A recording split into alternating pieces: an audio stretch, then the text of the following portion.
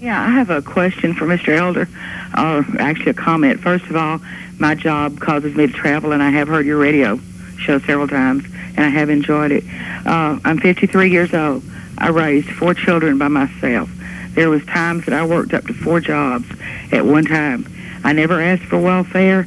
I never even thought about it. You know, it was getting my kids through school. They all got through school. They went to college, and they're successful. I've talked to a lot of people my age, and a lot of us have come to the same conclusion.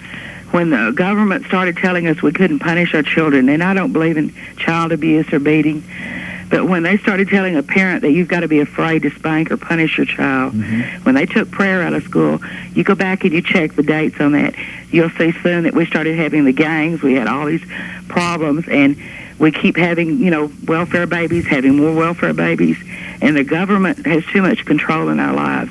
They've taken our lives away from the people. Well, I agree with you, except for your statement about prayer in public school. Again, I don't think the government has any role in mandating whether or not there should be prayer in public school. And if your kid wants to stand in the corner and mutter a prayer, or you want to emphasize it at home, you can.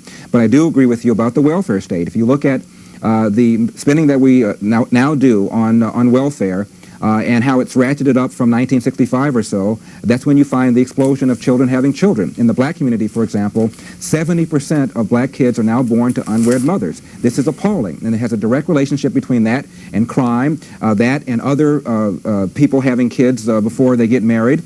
It has a relationship between the deterioration of the quality of our schools. The #1 social problem, in my opinion, in this country is children having children. That is far bigger problem than racism, far bigger problem than sexism. It is the #1 social problem, and all other social problems have a direct relationship to that one.